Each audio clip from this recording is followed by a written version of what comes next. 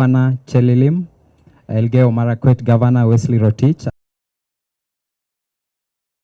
Kiborek, and other special guests. Good evening. And me naitwa Joseph Omondi Ochieng, and I'm known, but we appreciate everything, especially for CEO, Mr. Evans Kili. Tuna appreciate sana for the effort that you've made. And Waziri, we know that you always have a team. Huwa tunakufuatilia ukicheza ball. Au senators kuna time mlikuwa mnacheza na friendly, by the way. Kama mnaweza kuja ama tunaweza kuja huko, itakuwa fiti sana. Na uweke at least uweke prize. Mkitushinda tujue venye tutafanya. So memo yako at least ukumbuke, tucheze na sisi Mfalme FC. Otherwise venye tumeona hivi tunashukuru, players unaona wamefurahia sana, and we really know that you're throughout the season for the coming season, NSL season, and we really appreciate, and we hope that you're going to give us more support. You're going to bring us more sponsors for our team, even for other part of the season. Next season tukiwa na game, at least mko invited to watch us. Thank you, and we appreciate so much. Utukumbuke sana. Asante. Thank you so much, our captain Joseph Omondi. Waziri, the excitement that you see in the house is because Mfalme FC played and qualified to play in the National Super League. We're just one step away from playing in the Kenya Premier League. The last time we had such a team that was playing in the National Super League in Uasin Gishu County, Bwana Governor, was 10 years ago in 2016. So this is the second time only in such a long time that we have a team representing Uasin Gishu County that will be playing in the National Super League. Another interesting statistic is that in the entire North Rift region, Waziri, there is no team that plays the National Super League. Now, Mfalme FC will be the only team in the entire North Rift region, in all the North Rift counties that will be representing and playing in the National Super League. We are beating the normal saying that mpira ni watu wa Western na watu wa Nyanza. We are beating that narrative. We are building a new narrative and believing that we can also represent the athletes in the elite football world. And we are going to represent you, Mr. Governor. This is your team. Shika hawa mkono. Hawa ndio watakubebea bendera ya mpira.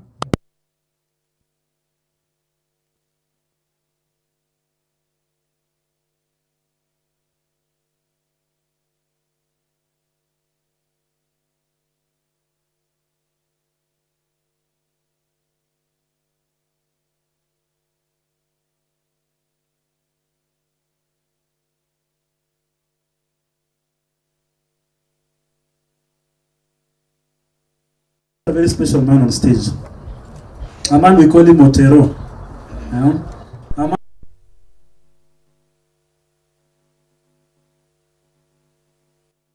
And we bet everyone in the Division 1 League and qualify to the National Super League. Our head coach, our Otero, our man, the brains behind the team, Mr. Julius Abib.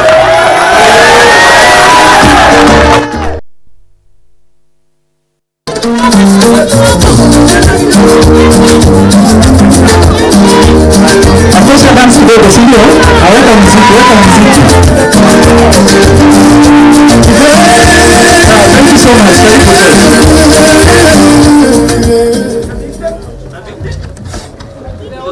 To all protocols observed, our beloved Governor, our CS, Governor Elgeyo Marakwet, good evening. Good evening. Naitwa Julius Abik. Mimi ndio coach wa Mfalme. Nimekuwa Mfalme for I think just a season. Yeah, just a season. Nimekuwa hapa Eldoret for a few years. Maybe ya shule nilikuwa nasoma hapa Eldoret, and nikapata injury ya shoulder, nikamejor kwa coaching, and I've been coaching for around 3 or 4 years peke yake, and I've been determined to coach hizi teams hapa Eldoret, Eldoret Polytechnic, kuna timu Huruma kwa nimecoach kidogo, and sasa nimekuwa Mfalme, and nimeachieve kitu as a coach, nimeachieve, and I'm very grateful. Mimi sipendi kuongea sana bwana waziri. Vijana wame struggle. Ukiona age, hata ukiona coach wao, age yangu na vijana wenye wako hapa, watu tuko na mahitaji. I think player mwenye maybe mtoto wake ni mkubwa hawezi kuwa class 3 ama 4. Hao vijana bado ni wako very young. Hata mimi wangu I think ndio wameanza nursery. So they are young guys wenye wako na life, wanahitaji hiyo life, and maybe support yenu mmekaa tu hapa mbele from your heart, sile mambo ya siasa manini, just from your heart. Mjua mtu anaweza sema acha nifanye ndio watu wanione nimefanya. Just from your heart as a human being, these guys need a lot from you guys. Nyinyi mmekuwa hapo na maybe mkifanya wataweza achieve. Saizi we lack good playing grounds, and nimepata habari leo kuna 64 na Kipchoge, kuna KDF I think wameingia hapo, wanaendelea na kazi. So maybe ni effort yenu pia ampush tukue na ground poa ya kucheza National Super League. Juu ground tuna trainia ni ya vumbi, sio poa sana. So maybe thank you. So maybe effort yenu hapa kwa government inaweza tusaidia sana. Au hebu governor, maybe hujapata time ya kutembelea, but tunakukaribisha sana. Anytime uko free, hii ni team yako. Mimi najivunia sana nimepandisha team, and vijana watakusaidia sana governor, watakusaidia sana. To all the players, our fans, guys, asanteni sana. Au wenye tumetravel nao sana, asanteni sana. Maybe decisions zangu kwa wengine ijakuwa poa kwa life yenu. Wengine walifeel release some players mid season, nilifanya hii na kuna decisions to will make mob, na hiyo ni life. As a leader you have to make decision to succeed kwa life. Changes ninafanya mtu anafanya nini? Ana grow, si ndio? Usipofanya changes kwa life you will not grow. Asanteni sana mafan, kwa players wote. Asanteni, mimi naombea sana kila time. Mungu awafungulie njia.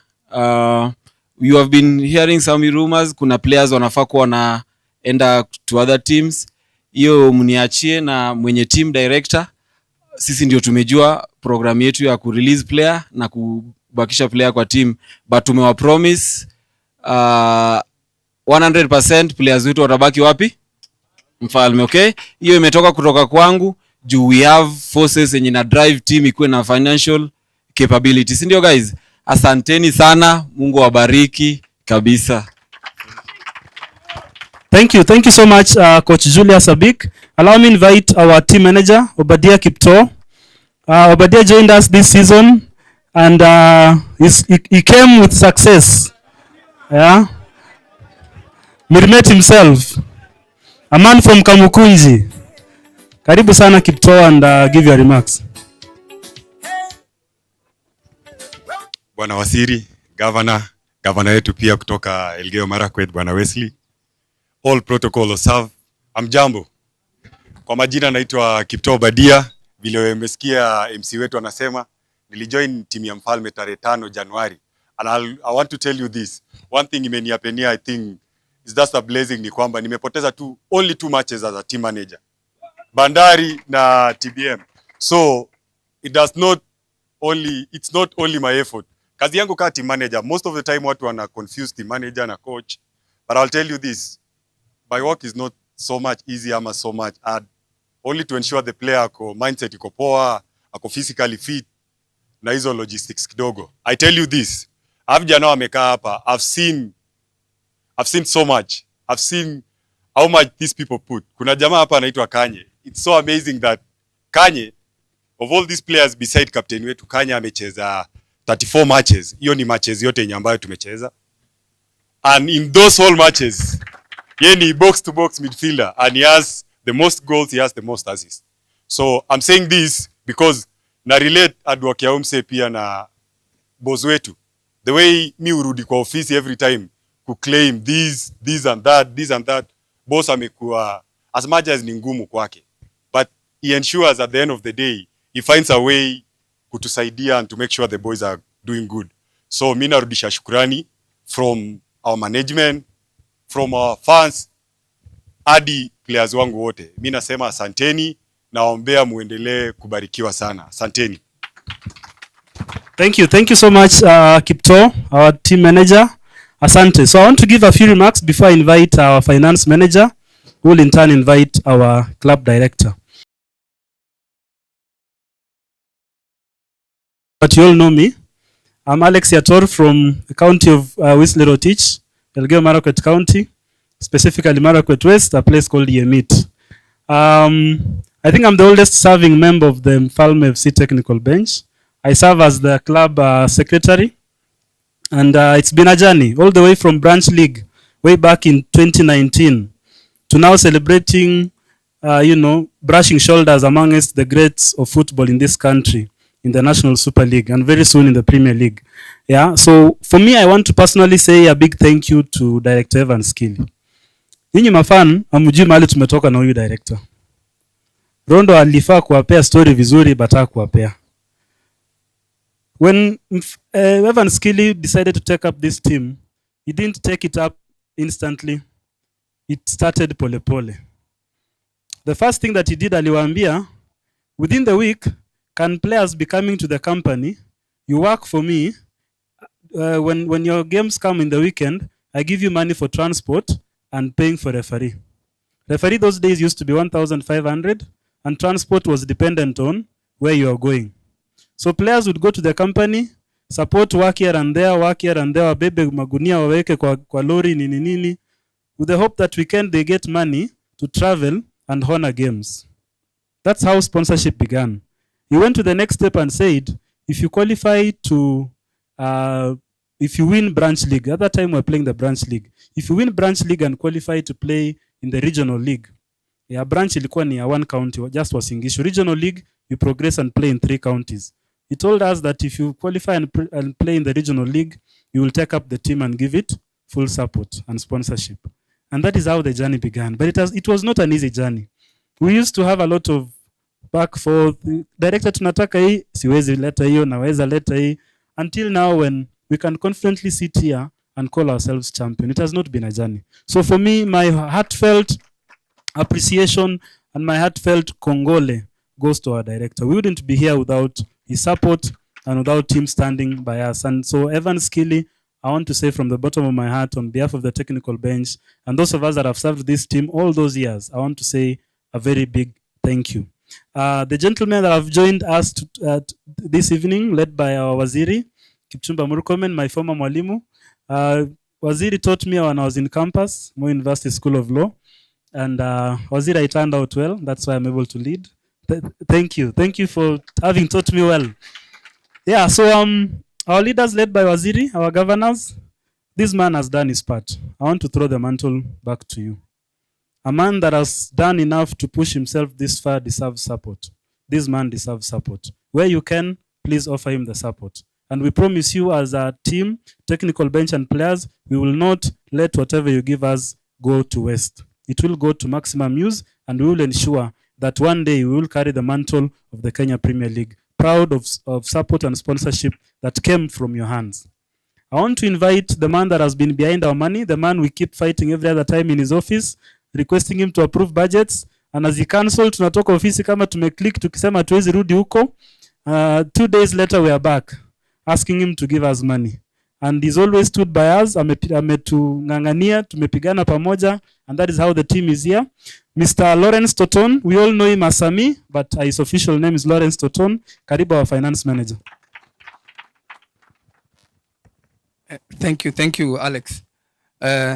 Waziri, Kipchumba Murkomen, our governor, Koti Moja, and governor from Elgeyo Marakwet, Wesley Rotich, and all protocol of staff, good evening. Yangu tu ni kusema asante, first of all, for our guest, for honoring our invite I know it's not si rahisi kupata nyinyi, but thank you so much. It shows that you are our friends. And mi ni mtu wa pesa, sina maneno mingi. Only one thing nataka nikumbushe governor, sijui kama unakumbuka.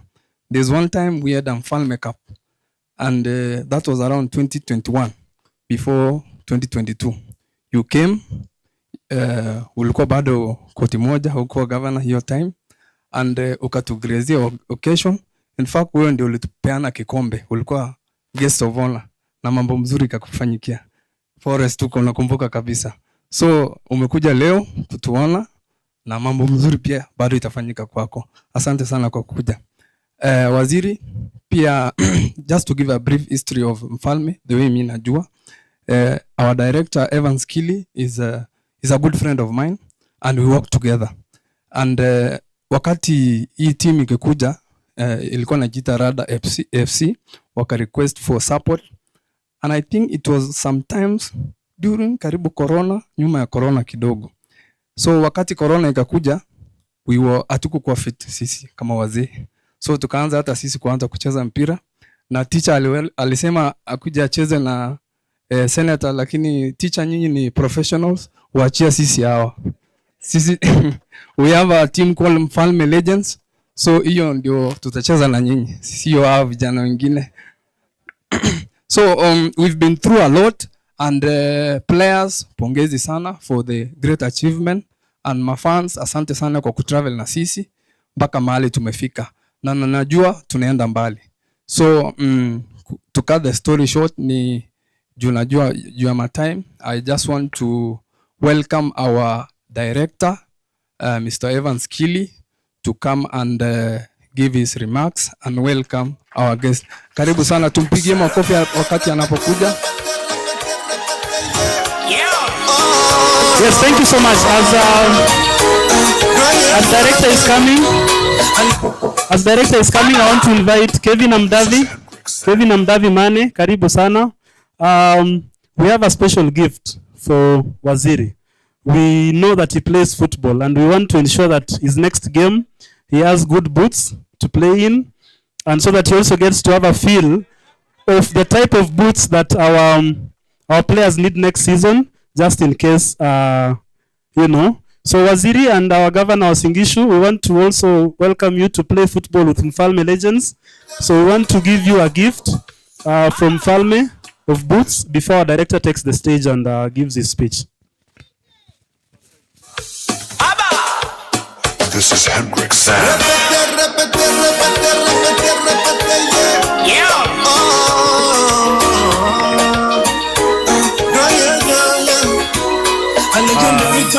Good evening, guys. My name is Kevin Amdavi, but my brand name is Mane Sports Collection. I run a sports collection here in town. I know you guys didn't know that I can talk fluent English because you usually joke a lot with them.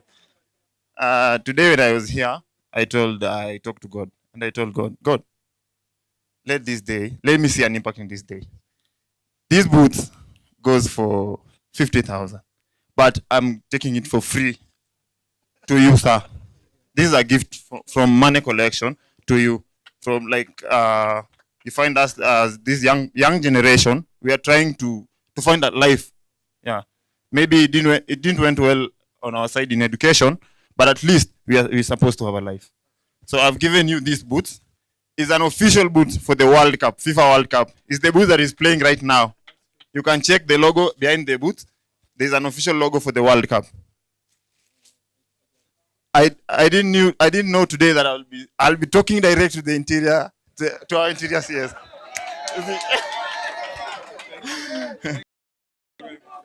Yeah. You want me to open it? Okay. It's not an easy thing. Okay, and to our governor, Mr. Murkomen, I don't want you to leave the stage right at this moment. I would like to take a picture with you so I'll tell my kids one day I meet the interior CS. And this is to you. And this is to our governor. I know our governor doesn't play football. We haven't seen him in occasional football. But this is an icon to you, our governor. Put it somewhere in your office. I know we shall meet somewhere. So I'll ask you, Mr. Governor, I'm that boy who gave you a boot at the Mfalme celebration. So I will wish to take a photo with Governor Wesley, kindly.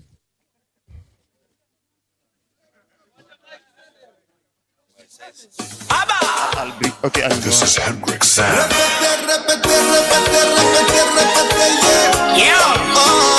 Kindly, all four, even you players, I will ask for this photo from you, the players.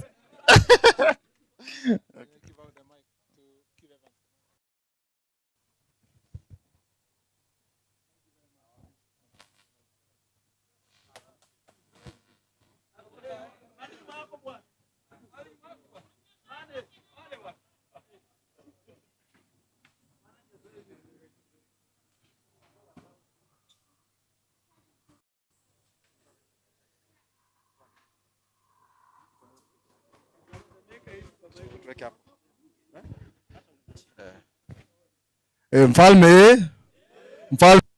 Now all protocols observed. My name is Ivan Skilly. I'm the patron of Mfalme FC, managing director Mfalme Buffalo Millers Limited. So I'll take this opportunity maybe to give you a small brief introduction about this team, how we started, our vision, and where we are going. So as Sami said, Mfalme FC started around 2019. This was a community football team. Ilikuwa inaitwa Rada FC. They were playing just close to where the company is. So basically, these were young guys from the community who did not have jobs, and they were trying to look for something to keep them busy. So the community leaders, some of them are here. Mzee wa mitaa, wenye walikuwa nachunga Kenya Forest nini, wakakuja wakani approach. And they told me, we have this young team. We are trying to remove them from drugs and these things. Kindly, if you can support them, we'll really appreciate. I went and saw the team. Myself, I'm a rugby player. I used to play rugby in campus. So sikuwa na nini sana ya mpira. But nikaenda nikaona hawa vijana na nikaona wanacheza vizuri. During that time, they were playing branch league, as Lawrence said. So I told them, it's okay. Let me see, I'll assist you. But I want to give you a challenge. I'll provide for you kids. I'll provide for your transport. You'll be coming to the factory, do some bit of work, then go back in the evening and train. If you qualify for regional, I will take you fully. That is the challenge I gave the boys. And indeed, they delivered. Walienda tu hiyo season moja, hiyo support kidogo niliwapatia, wakaenda through. Number 1. So I had to deliver my promise. So I took them officially, registered Mfalme FC, and brought them on board. And since that day, these people have just been qualifying. I think it's only Division 2 ndo tulika season 2 peke yake. But otherwise tumekuwa tu tukienda number 1 undefeated. Baka saizi tuko Upper National Super League. So this is a team that I believe in, and I believe that NSL, we are just here for 1 season and we are going to KPL. The boys have talent. It's just that they need a bit of boost. My vision for this team is there were days when we used to have teams, Your Excellency. Tulikuwa na team kama kina KCC, kina Rivertex. They used to play KPL, and there was a lot of fan base here in Eldoret. But that thing went and just disappeared. Nafikiri tumeconcentrate na athletics sana, tukasahau football. So my main vision is to bring back those glory days, to make Mfalme FC to cover that. Sijui kama uliambiwa tulisimamisha town. Tulitoka msafara, mimi sikuwa nimepanga msafara. After the coronation, we had almost been a lot of guys asking, what is this? So our nini is to create a fan base. Nataka tu nini kidogo, athletics ndio iko, but and it is possible. And these young guys also we have a lot of talent in Eldoret. As you've heard, this team has just grown exponentially. Hawajakuwa kisimama. That means the talent is there and the fan base is there. They just need a small kick wafike pale tunaenda. My vision also for this team is to make football pay as athletics. Naona wakimbiaji wanapeta pesa. Hawa vijana wako na talent, lakini there is nothing to encourage them to play football. They have talent, but mtu anajiuliza mwishowe, sasa naenda kucheza sipeleki chakula nyumbani. So they prefer to waende watafute makazi, but there is talent. So if we can make football play, we have a lot of talent here in Uasin Gishu. And another vision is we are promising to enter KPL after this season. That is, we've agreed. Sindio? So the challenges that we are having, we've been carrying this team. I've been carrying this team alone. Na hao wachezaji wanahitaji kitu ya kupeleka nyumbani. Wanahitaji, wengine wako na familia. Na tulikuwa, we could manage it when it was within Western Kenya. But now, since we've entered NSL, we are traveling all over the country. We'll be traveling to Mombasa. We'll be traveling to Central Kenya. We'll be traveling. A lot of our games will be in Nairobi. Actually, I've seen almost 10 games. So we'll go to Nairobi almost 20 times. The players need a place to sleep. They need their allowances. They need transport. So I'm seeing it's reaching a place now. I will need to call for help. And where can you look for help apart from you people? So this team ni team yenye tunajivunia. As I told you, the entire North Rift, there's no team that plays this league. So if you can get a boost, I promise you these guys were going to make you proud. So anyway, tumeongea na waziri moja mbili, ameguzia kitu. Governor ako hapa wote wawili. By the way, this team crosses to Elgeyo Marakwet also. As you've told, we have so many players up to Baringo. So if you can come and support the team, we'll really appreciate. Otherwise, I don't want to take much of your time. I know it's getting dark. Kipchoge naye tumesikia. Manager, Eldoret's manager, that 64 ikiwa ready, atatupatia first priority. So we'll really appreciate now that you're here. I know it's come to your desk. Also in terms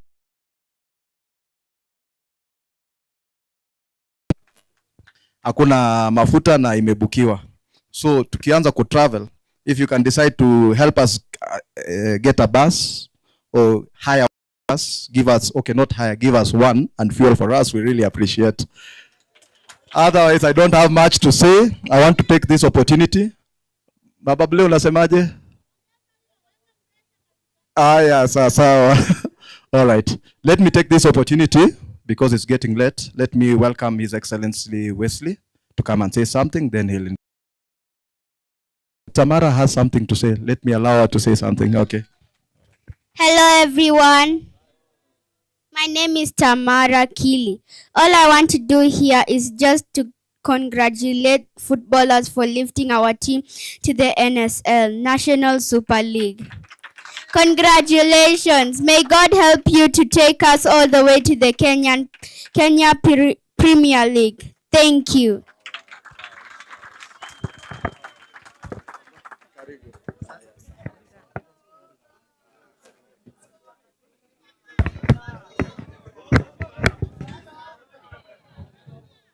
Can we clap for Tamara, please? And the CEO, thank you so much. Our Honorable CS, Waziri Kipchumba Murkomen, CS Interior and National Coordination, my colleague Governor for Wasingishu, of course our Director, who is the CEO, and also the patron of this great team, Mfalme, the team managers and coaches and our players and the fans. Good evening. On my behalf and on behalf of Elgeyo Marakwet County, I want to congratulate you for being promoted to NSL. And I know, just as Tamara said, you are going to be in the Premier League as soon as possible. And we are speaking with my brother here. Alikuwa anasema nyinyi mnataka kumaliza hii tu, hamtaki kufanya mara mbili, ni moja, mkienda hiyo ingine sasa ndio muende mkiishi huko, si ndio? Muende long term kwa Premier League. Kama namna gani? So mimi I don't want to say much. I just want to say pongezi sana. I also want to request you, Waziri, even as we start this process, my brother here, we were with him at the university, by the way. I didn't tell you. I should have said it earlier. Tulikuwa na university. I was doing economics. He was in engineering. And he has started a very good thing. Hii mambo ya kampuni kusupport the teams is the easiest way we can empower our young people. Waziri, I'm requesting this if possible.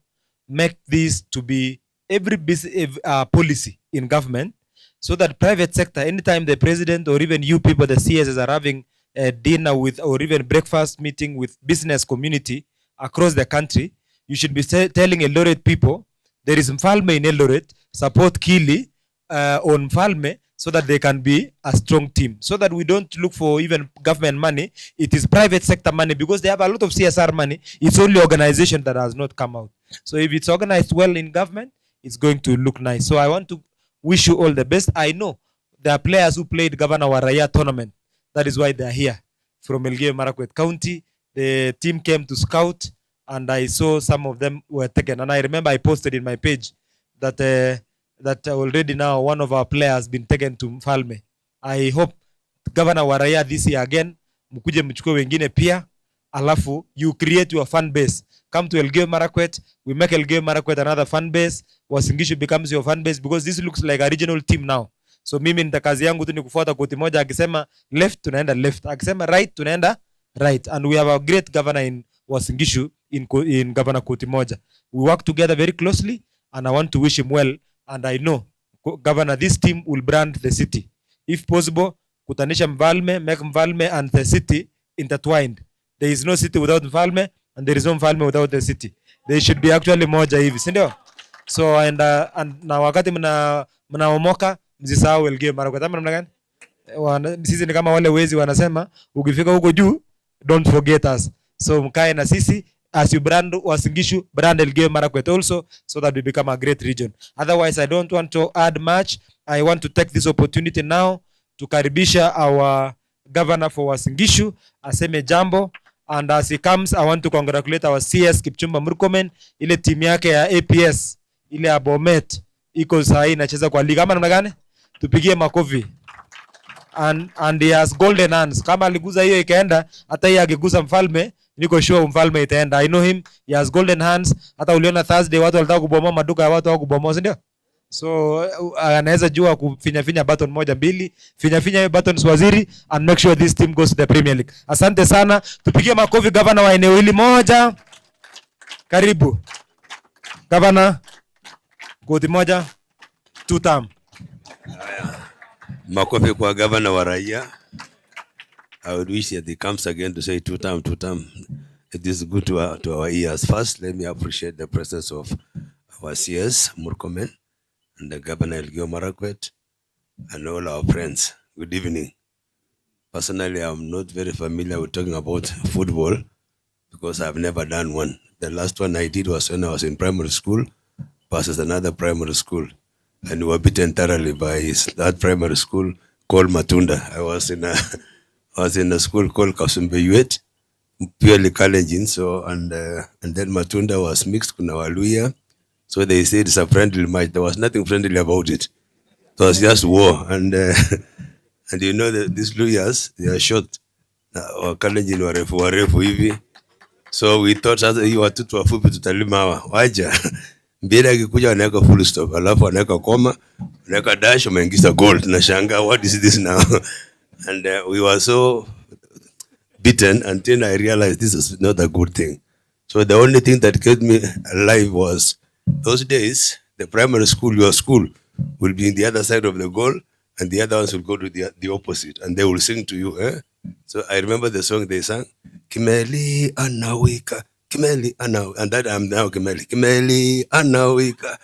And then I will say buzz. And then there will be some strength coming. The harder you hit the ball up or outside, the better. So that they can take more time to go and get the ball and should rest. And then when they come back, they say, Kimeli, ndiye Simba, ndiye Simba. And then on a serious note, I want to say congratulations, Mfalme. Hata mimi ni Mfalme. Je, wewe? Mfalme. I'm happy that this thing is happening in our time and in our city and in our county. That the county of Uasin Gishu, slogan. What is the slogan? Champions. So, the champions. Sasa sisi ni the county of champions, the city of champions, Elgeyo Marakwet as well as Uasin Mawe ama jiwe. But sawa, as I speak, I will see you. Keep on hanging. So, I want to say your talent will take you to places. Your talents will open room for you. And show me people who have been talented, and I will tell you in no short time you will see them working with kings. You saw what Faith Kipyegon did. She ran around, and the next day she was with the president. Show me anybody who has proven through his or her talent I will tell you, they will open gates.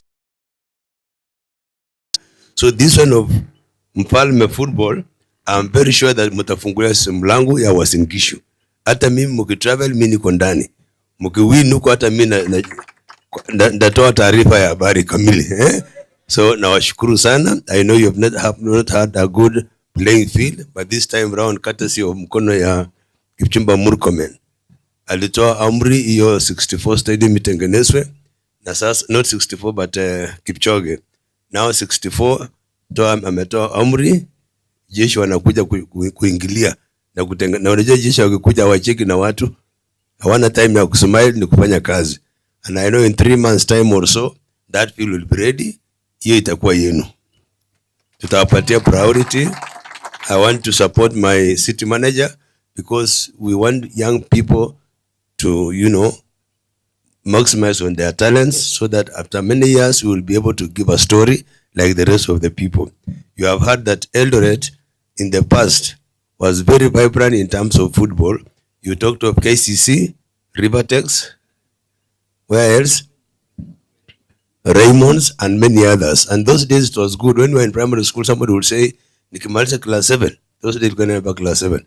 Nitaenda Riply ama niende Rivertex because they wanted to go and play. So I'm very sure that after many years, this club will produce great men. And I've never been a very serious fan of any football team unless when I'm with people. Na sioni kitu, but one time nikashikwa na aibu nikasema waje niende kwa Man City. Ni kama watu wanadharau Man City. Na siku hiyo kalima watu vibaya sana. So nikafura siku hiyo in the area nikasema this is good. So good to be a fan, and I'm very sure Uasin Gishu County will never be the same again with you people. I promise to stand with you. Hata leo ndaweka mawe kidogo ya chai yenu.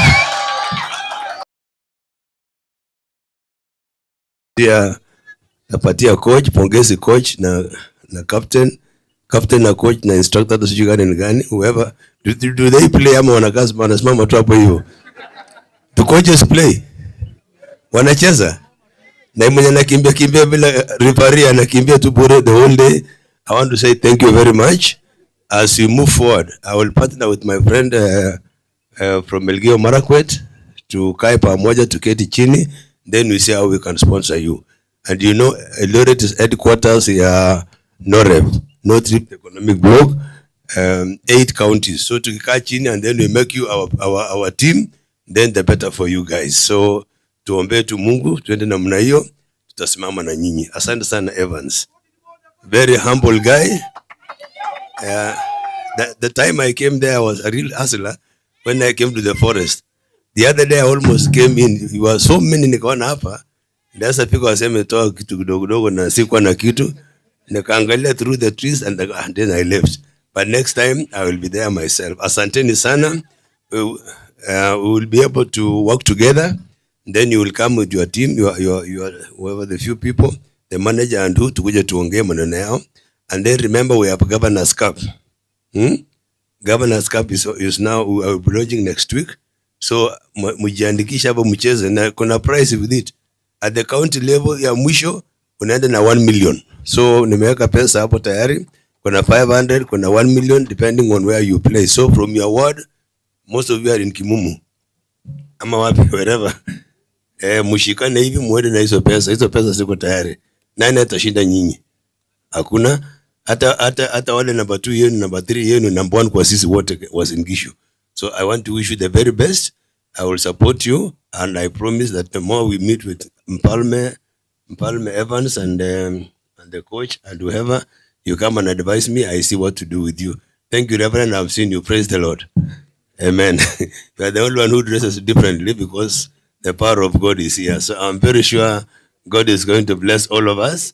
I want to wish you the very best. Wapi coach ama nani peana hii 1,100. Haya. Hata sijui ni nini lakini wapatia tu. Haya, so haya. Ndugu yangu governor wa Elgeyo Marakwet pia ametoa 1,100.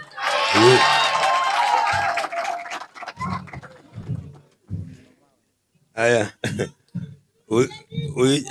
Huyu jamaa amesema huyu wa koti naye aende naye hapa 5000 kwa kuleta tu koti peke yake. Hiyo ni yako peke yako, kwa hivyo maliza kazi yako, rudisha koti. Nataka tusimame kwa heshima sana, tukaribishe waziri wetu, Waziri Kipchumba Murkomen, who is a blessed man, a man who has shown this nation that he can lead in terms of leadership. He has it. He has the communication skills, he has the techniques, and he has the spirit of God. So pigia makofi huyu rafiki yetu. I think that's okay. It's enough. Please, Ketini. Asante sana. Was that the only light? Was this the only light when we were? No, there was some other light. Sidio? It was only that one? Okay. It looked brighter when I was there.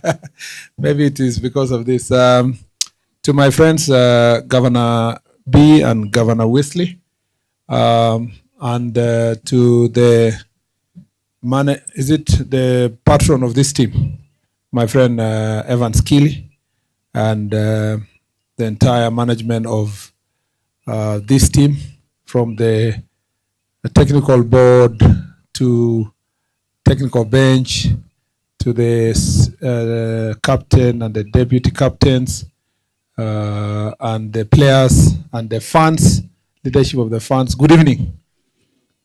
Habari zenu? First of all, if I became young again, if it was possible to be again a child, and I was given a chance to choose between being a cabinet secretary and being a Cristiano Ronaldo, I would choose a Cristiano Ronaldo.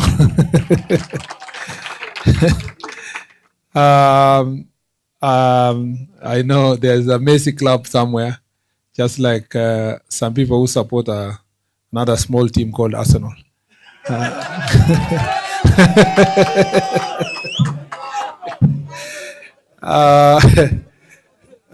Thank you very much. So the thing is, I really love sports. Let me just be honest. In fact, the day there is a Premier League game, there is a Champions League match, World Cup, like the match that we're going to watch tonight and so forth.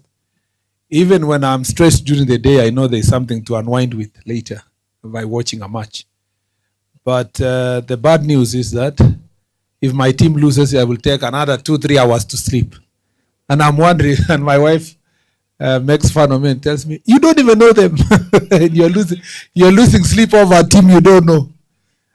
Sports is wonderful. Sports is a great thing. And the small stint I spent as a sports minister, I also understood so many more things about sports that we need to do as a country. And for a team to grow this fast in less than 7 years, to reach National Super League, it's not an easy thing. There are teams that have been attempting for 20, 30 years and they never made it. And they have even accepted to remain in branch or divisional level. For you guys to have worked hard to reach this level, I must say with utmost humility and respect that you are great heroes. You are Mfalmes. You've done very well. And congratulations, Evans, and your team. Thank you for holding the hands of these players who are just community players.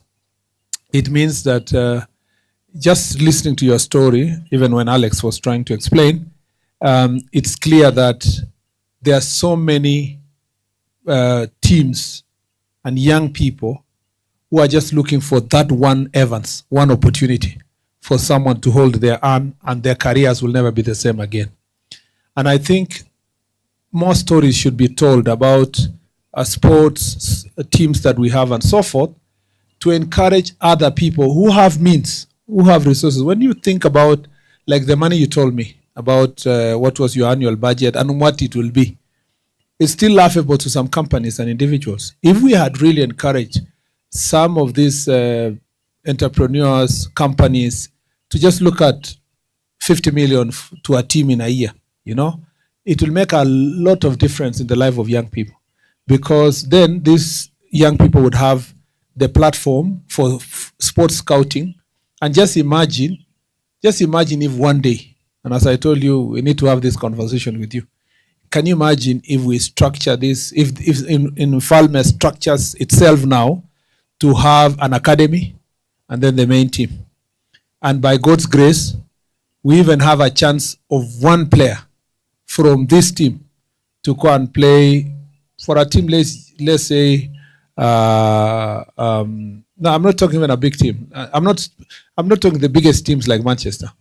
I'm talking, and to be clear, Manchester is United, not a city is United. That's our time. If you see somebody supporting Manchester City, they were born the other day. Yeah, they just born the other day. Oh, no. It's either that they were born the other day or they don't know football. Don't worry. They'll just be like my wife, who every year she supports the team that won. So my wife was the other time in Man City. She was also in Chelsea at some point. Now she's an Arsenal fan. No, so I hope she is not watching what I'm saying. But on a serious note, even if we took a team to, a smaller team like West Ham, okay, they have been relegated, but or Sunderland or Newcastle, or I'm not talking about the big teams, just a middle table team. That player will make a big difference in our country. In the long run, it will make a big difference in our country. First of all, just imagine how much money that player will earn and what impact he will have in terms of repatriation of resources to the country, helping his family, his community, and making a difference. I wonder sometimes, and that's something I was thinking through. I was a minister for sports for 3 months. How countries in West Africa, and I think perhaps because they have a good relationship with Belgium and France, how they manage to take the Drogbas, all these Solomon Kalou, players like now Sadio Mane, and all of them to be able to take care of opportunities in big teams in the world. And there is a room for us in a special way for business communities and entrepreneurs to invest more in football and other sports. Football is just an example, but just imagine if eventually this team now has its own academy and it has a link to some academies abroad, and then players are being trained properly, and then they get a chance to go like Aldrin Kibet and the others to out of the country. It will be amazing. It will be connecting people to opportunities. So this, what you've done, Evans, can actually be remodeled and redesigned to become institutionalized and long-term, and maybe get even better partners out there who can help connections in Europe and other countries. Now, Middle East has become extremely interested in having good players and other places. And there's nothing wrong with them first going there as we grow our football to the level where players can feel that they are being paid well for what they do. I was also amazed that your captain is a teacher and is able to, multitask between his teaching and playing. And I'm amazed by all these other opportunities that are in all of you. I want to say congratulations to all of you. We support you. I will see what I told Evans, I'll see what I can do. If I have an opportunity to connect you people to other opportunities, we can be able to improve the support of the team now that the burden is higher to across the country. Why must we do this? I am a minister of the Republic of Kenya, but I am a person born and brought up in this region, and who lives in this city, and this county. So inevitably, this is home. And I would be very happy in my old age if I walk around with a walking stick to go to Kipchoge Stadium to watch Mfalme playing in, maybe that time, you'll be playing in African Champions League, and TB Mazembe has come to Eldoret. You must dream. TB Mazembe has come to Eldoret to play with Mfalme, and I'm in my 70s enjoying the match and saying, I was there when these guys came to NSL. We must dream big. It must be that way. Why am I saying this? Because I grew up when KCC and Rivertex was active, and I became at a very early age by just watching and listening to football. So I used to come here to come and watch people like Steve Odiaga and those days play football here, because St. Patrick's, and I was in high school, St. Patrick's used to allow Saturday afternoon for a break. So, but then what I used to do is to come. The break used to end at 5, and the game is starting at 3, 4. So about 3 there, we're watching the match. It's ending at about almost 5 to take a matatu to Iten, and then I would go and receive my punishment. At least I've watched KCC play Gor Mahia. And it had many fans. It was very good. So I believe that we can reenact, recreate the fan base that was there. And the good lady who was here as a treasurer spoke about on behalf of the fans. We can now create another base of fans for the future for Mfalme FC. And I have no doubt that you guys are going somewhere. You have my full support. Of course, you will have some offers here and there. We're told now we'll poach you to go to some team. It depends, of course, with the decisions you will make. But I am sure that the management and the patron here will present a very nice roadmap of where you are going. And sometimes you forego money for purpose of the journey you are going to travel. If you are part and parcel of a journey that you travel, it may be a more greater calling to go in that direction. The last thing I like to say is that Eldoret is very lucky, extremely lucky, that it's going to have a national stadium and an international stadium. Kipchoge Stadium is not your everyday stadium. I want to now explain to you. Kipchoge Stadium, when I became Minister of Sports, was supposed to be, the initial plans were downgraded to the level of national stadium, like now what's being built in 64. And the president asked for my advice, and I presented that advice, and I said, to do international stadium, it will need about 3.2 to 3.5 billion. To do a national stadium, we'll need about 900 to 1 billion shillings. And the president said, at least let's do one good stadium out of Nairobi that will be international. So this stadium that's being built here, even if it delays to some days, we're building a stadium slightly below, actually higher than Nyayo, maybe slightly below Talanta and Kasarani. But it will be better than the current Nyayo, this stadium that is being built here. And that is going to make a big difference in terms of attracting investment to the city of Eldoret, because then if we are going to host big matches, that will be great. But you cannot host the big matches without a big team. So, Governor, the request these people are asking is not a favor. It's in your interest. It's extremely in your interest. Every big city in the world has a big sports team. Yeah. In the US, it has to have a big basketball team and a big, what do you call, football, not soccer, American football. Soccer, I just went there the other day and it's doing well. In Europe, every city, we know, all these Kenyans know cities in UK, courtesy of football. Nothing else. They know where Newcastle is, where Birmingham is, Manchester is, London is, because you're watching the sports teams that are there. People know, Kenyans know clubs all over Europe. Cities all over Europe, but thanks to the football team. It is in the interest of the county government of Uasin Gishu that there is one national team that plays in the national league. We can't be taking all the money to Nairobi to go and watch football and so forth. It is time that teams come to Eldoret to come and spend here in your hotels, in your everything. So when they ask for your support, Mheshimiwa Governor, my friend, with all due respect, they should not be begging. You should be knocking their door. You should be knocking their door and say, what can I do for you? It's not the other way around. So from now henceforth, na usione hii watu tu ati sini wale walikuwa msituni kwa rada hapo. Sasa washapita hapo. Hii ni national people. I think the county should invest.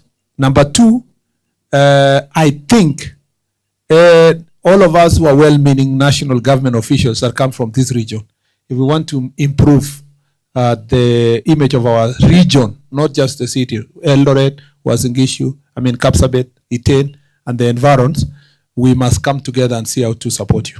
We must come together and see how to support you to make this team big and big and big. We were almost being relegated as APS Bomet, and I'd just been made a patron. So I was a bit embarrassed that, hey, ndio ile tuko tu, yani we are, and by giving them small support, and I've seen how support does, we finished the league number 12. Yeah, and we left all these other characters fighting down there. Okay, with all due respect, I don't want to mention something, but we left others. I don't know, did Ulinzi survive? Okay, but mzuri kwa Soipan, I would have called her to say you suffered. So I think the point is that we need that injection of cash and support to this team so that they can succeed, and so that they can keep their players. But also, it is only fair that their players also have something that they can take home.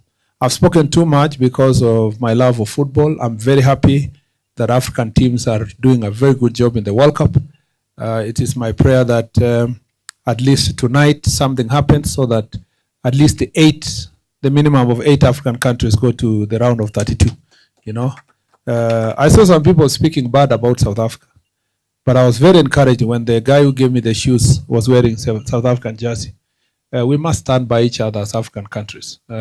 Yeah, for sure. And South Africa is a great country and a great football nation. We must all support each other. We are all Africa. Some people criticize South African because of this issue of influx of foreigners to their country. If those people came to Kenya here, you would have done the same. Kwanza, you people would have been worse. If many people from other countries were here and they're doing jobs, manual jobs, official jobs and everything, you would have done the same. The other day, you are making a lot of noise that Chinese are hawking in Nairobi. Why are they hawking? And it's a small group. What if all of Uganda and Tanzania and Rwanda and Burundi were in Nairobi? Yeah, there would be a lot of chaos. So you understand what they are struggling with in matters of migration. And every country that is emerging will always struggle with that. But it does not take away the fact that as African countries, we must support each other. We must support South Africa, must support Egypt, must support Morocco, because their success, if they become great footballing countries and they are our neighbors, it is also our success. They will come here, we'll be playing with them. Just imagine if Morocco today wins the World Cup, and then in the next African Cup of Nations qualifiers, Morocco is playing Kenya. You are so happy to be playing against the World Cup, world champions. But if if all of us become pygmies in the region, it becomes very useless. There is no way we can grow. You must look at a bigger picture. Lastly, mlisema niweke mawe.